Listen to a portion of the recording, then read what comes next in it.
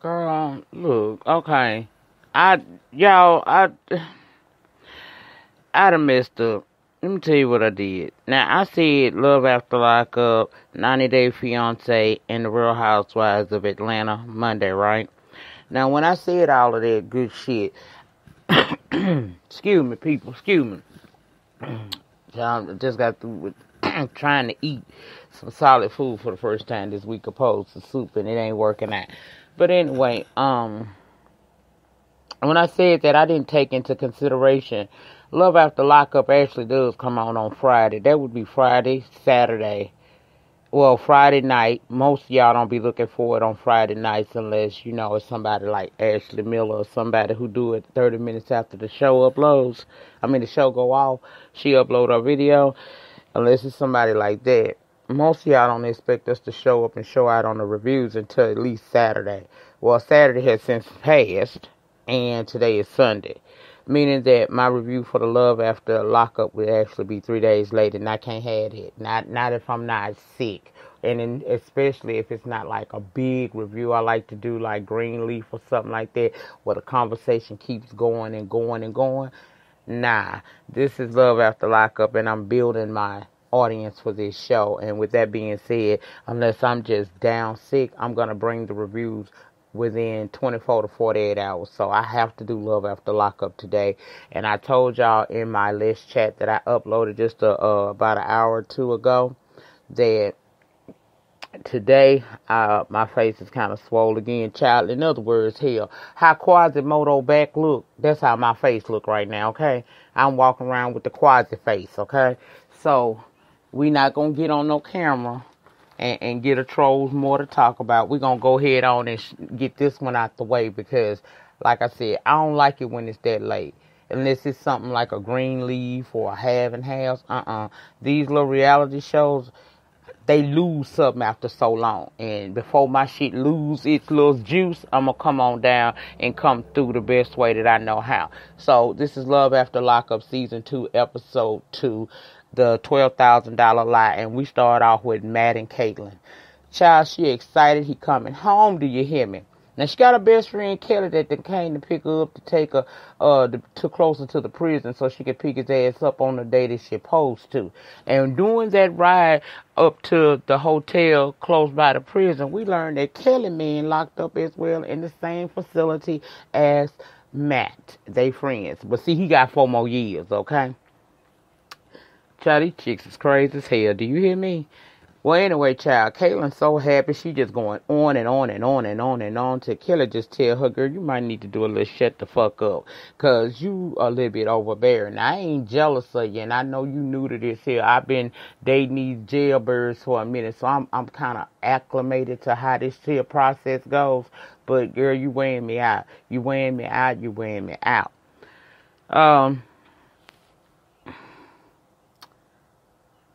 Then Kelly goes on to say that she a little bit concerned for Caitlin, whereas Matt is concerned because Caitlin is refusing to believe that Matt could even relapse. Now, y'all know he a meth head is by his mama's admission. She said it and said he had ran off a couple of times, and each time he wind up in prison because he done fell off and went and got back on them drugs and whatnot. So her mom, the boy's mama has warned her, and her friend kind of concerned about it.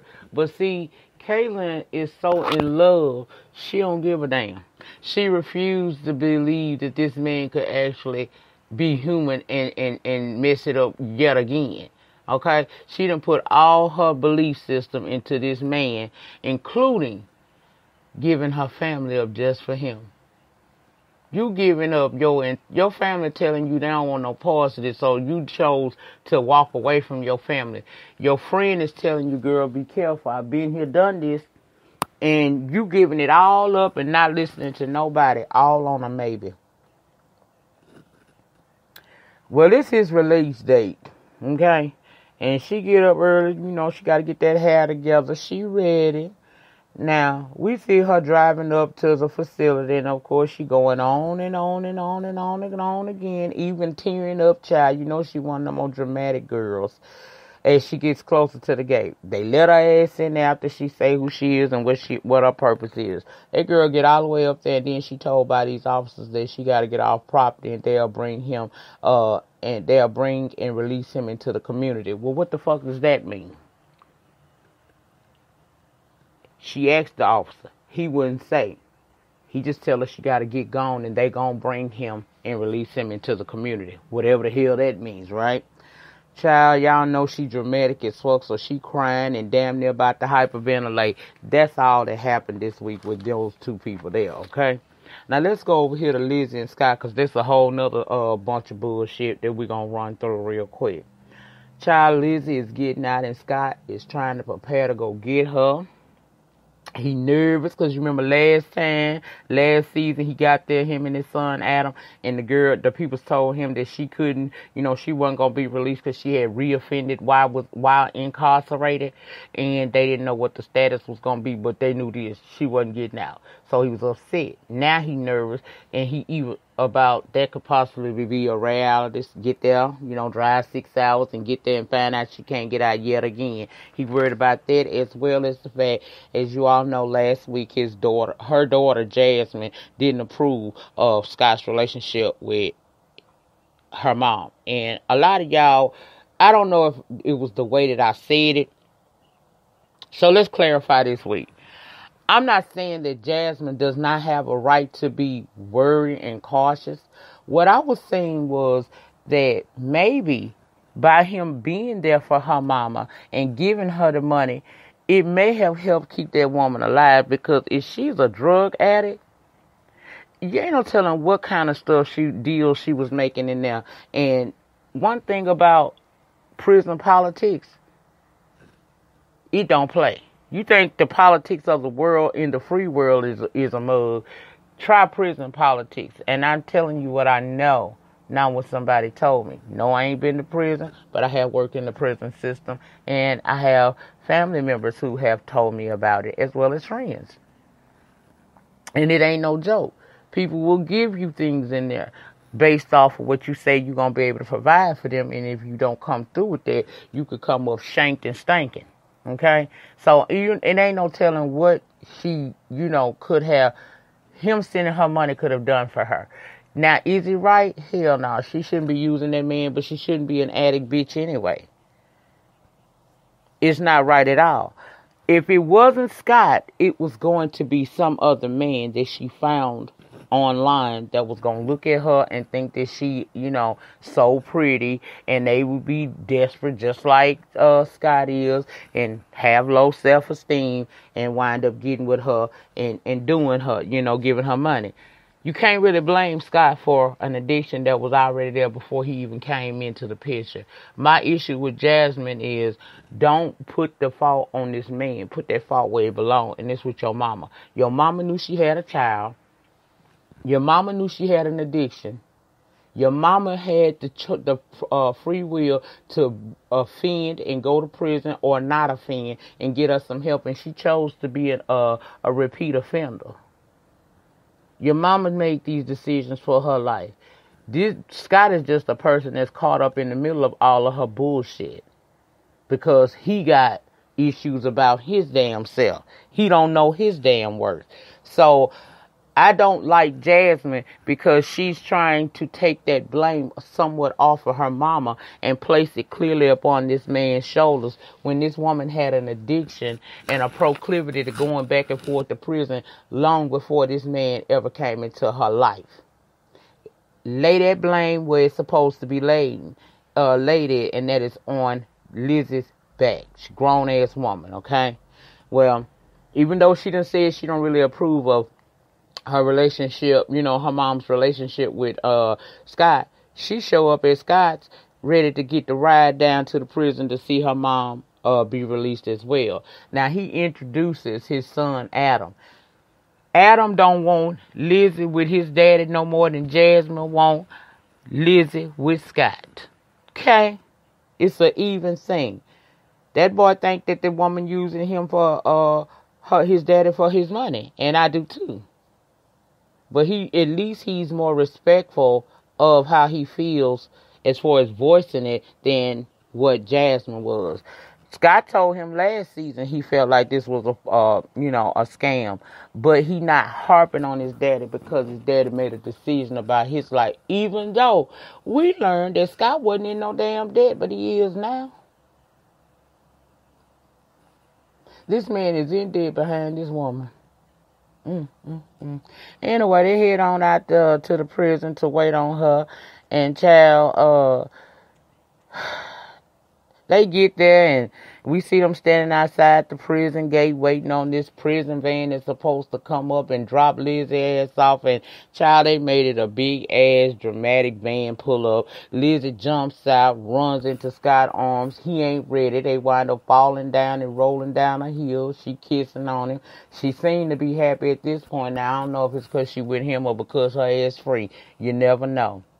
She hugged Jasmine, said she plans to spend as much time as she can and do her best to build her relationship with her daughter, and that's good. Then, child, we see them trying to find the man damn teeth, because when she jumped up in his arms, supposedly so happy to finally see him, his tooth came out. Child. That's what we left them in, with him trying to figure out where his damn teeth is, child. Shit. Tracy and Clint. Well, per this episode, Tracy's supposed to get out the next day.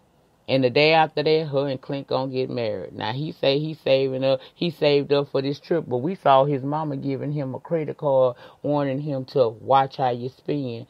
And mama paid for the plane tickets. Mama skeptical, and so is daddy. She said, Mama said she knew it's other women out there that could love her son and love him right. And she researched that girl, and she just don't like her background. Daddy think that it's all a scam because she needed somebody to take care of her ass when she was up in there and now. Clint feel like she the shit. So much so that he done went out there with his ass already being said to not really have a whole lot of money, but he done spent $2,100 on a 1-carat diamond ring for her. Then we see Clint over at the store with his mom, and I don't know who that other lady was, and they shopping for wedding suits. And old girl was shocked to learn that he gonna marry this woman that he met in the prison. But say if that's what he want to do, okay. All the signs are there that this is not what he want to do, but of course he's not listening. He wants to do it his way, and so he gonna do it his way. That's basically what we saw on this episode of him. And I have a question, and I don't want to offend nobody, so please don't get all up in your damn feels, but this is just something that I noticed, and I'm curious. Is Clint special needs? Because he don't look like he all the way there. That's why I'm saying that. Not because, all of them on this show is making these irrational decisions, but it seemed like something ain't right with Clint. Like maybe he could have a little bit of the Benny syndrome. It'd be a big old pretty mall. In his case, a big nice office space, and ain't no furniture in there, and ain't nobody doing no work. I don't know. But that was all we had for them this week, child. God bless his heart and all his parts. Megan, girl, your heart finna be broke. Now, you down at the bridal shop looking at dresses and bling bling. Meanwhile, on the other side of the world, Sarah, Michael's other fiance, so we think at this point, is at the bridal shop as well, trying on dresses because she thinks she and Michael getting married. Now, these two chicks is going to be super hurt to know that this man had them both under the illusion that he created for them. But that's what it is, because nobody's willing to listen. Megan just ready to give the puss up. Meanwhile, her friends are concerned that, Michael might not be at one. You only get one virginity. People be talking about that born again virginity, but child, you only get it once really in life. And is he really worth that? Is he really that one? I say, girl, no. And her friends seem to too, but we all gonna try to support her. Now, Sarah only fears is that Michael, when he get out, he ain't gonna stay out. Child, she trying on dresses. They both really are, and it's just ridiculous to me. Then this is where things took a turn, bitch. Now you got Megan over there getting ready, talking to her friend about how, everything has evolved and how important Michael is to her. Went so far as to tell us that she done spent $12,000 a month in phone calls. Girl, that's a hell of a lot of talking. Now, I done did prison calls before.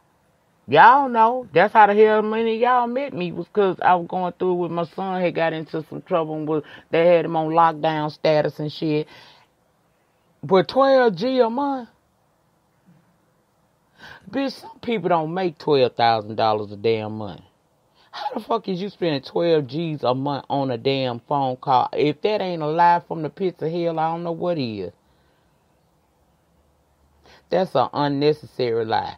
But you probably have spent a cute coin on him, but you's a damn fool because, girl, over on the other side of the world, Megan is down to the damn Paul getting ready to, do a little exercise with her friends, because while Michael done been in jail, she done picked up a little weight, so she got to get it right, get it tight before he get home in a couple days. And she hit us with, they already married. Bitch, this is finna be some fool fucker niggatry. Shout out to Forest Rocks. This is some real niggatry at its finest. This girl had already went down to the jail family and popped pussy and married this man while he was on lockdown. Why the fuck they do that? Okay, you know what? This man and this girl is married. Her friend was upset. She was like, look, I love you and you my best friend. And I'm just scared that what if he get out and he not what you expect him to be this time and y'all break up. Now it's going to be even harder because y'all not just in a relationship with a kid. Y'all married. So the stakes are higher now, girl. What kind of shit is that, family? What kind of shit is that? Girl, I was over it. I was like, wait a minute. Don't tell me baby mama fish done married this man down to the jail and you got Miss New Pussy over here just ready to get it popped by this man because she think that he, her king, her end all, be all of her love life and love existence. He gives her that extra she need every day. He don't let her feel insecure about herself. Now, I see it's a lot of problems with you anyway, Megan, because if you need a man to make you feel secure about who the hell you is, you need to go back to the drawing board and get some therapy. I can't wait to see how this shit gonna come out. Because next week he's supposed to get our girl. How he gonna explain Megan and Sarah being at this damn prison? And you know they gonna be down there because she already is up in there packing up, getting ready to go up that way, yeah, so she could be at the gate when he come out. Ooh, bitch, what a tangle where we weave when first we practice to deceive. I sure can't wait to talk about that with y'all, girl. I'll be on camera for that one. I ain't lying. I don't give a damn. I look like Quasimodo. And his child, whoever the hell that may be, child. A hot mess. That's gonna be a riot. Y'all know that shit gonna be a riot. Then we meet Marcelino, ex-military man, nice looking dude. Show some old flashback photos of him. He could have got it back in the day with that little Bone Thugs and Harmony. Come on, boom, boom, boom, boom, boom. He looked just like what that boy name is? It the Crazy Bone? The little light skin girl, he was something else back in the day. But for some reason, he done hooked up with this girl, Brittany, who is a full-time felon he met through a website. His friend is like, he don't lack female attention. What would make him choose this girl? Well, he on this whole self-awareness and enlightenment thing.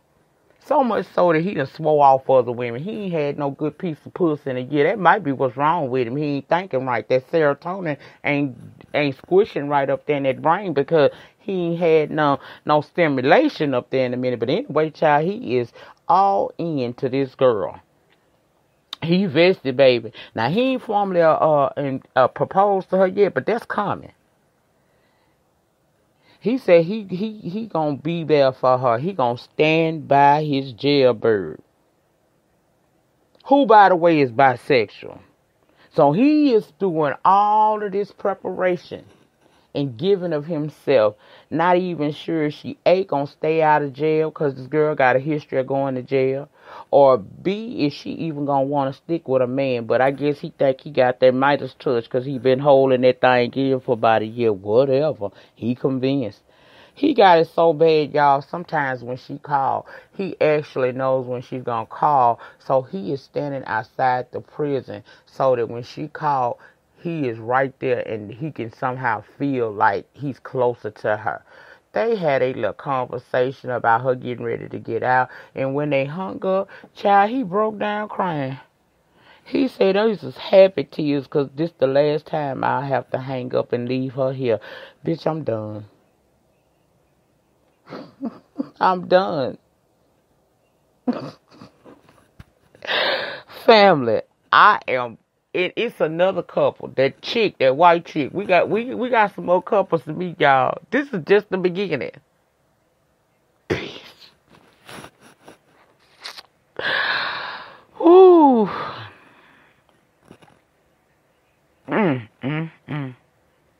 What you won't do for love. Some people. Well, girl, that was the that was season 2, episode 2 of Love After Lockup, child. Y'all, I don't even know what to say. Bye, y'all. Y'all know what I.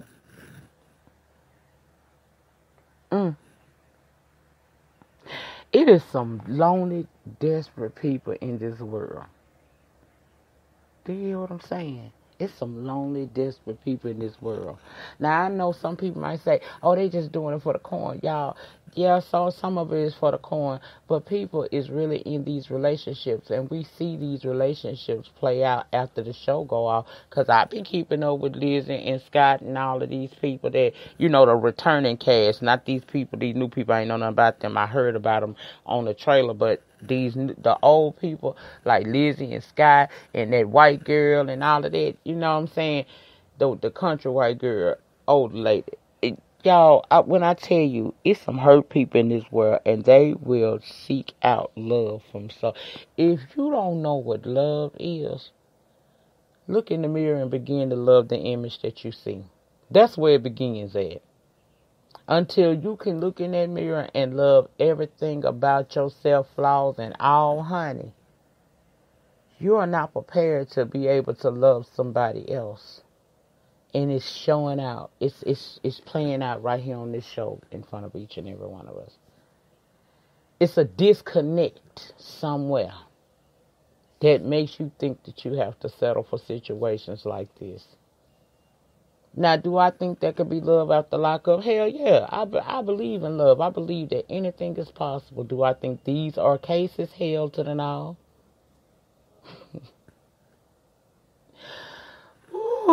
Girl, I'm out of here. Remember, the depth of your struggle will determine the height of your success. I'm going to say that again for those in the back that may not get it. The height, the depth of your struggle, meaning how much shit you might have to go through in life, is only going to serve to make you a stronger and better version of you. That's what that means when I say that, for those who don't know why I say it. Because it's a reminder to me and it's a reminder to you. No matter what the hell life is dealing you, lemons, potatoes, onions, all that shit. It's all a part of the great design to make you a better person, because we are not built to break. In the meantime, in between time, please remember to rate the video ratings to get me recognized on these YT streets down here. Comment down below in the panel section. Just tell me what you think, child. Michael, Sarah, and Megan got me gone. But Marcelino, girl, what? Let me know, y'all. Let me know. If you have not already become a love thing for the free 99, please hit that red subscribe button and also hit the notification bell button so that each and every time that I drop a video or go live from this channel, you will be notified and you have that opportunity then to come over and join in the conversation. And I will see you guys tomorrow for the 90-Day Fiancé and the Real Housewives of Atlanta. Have a great remainder to your Sunday. I'm out.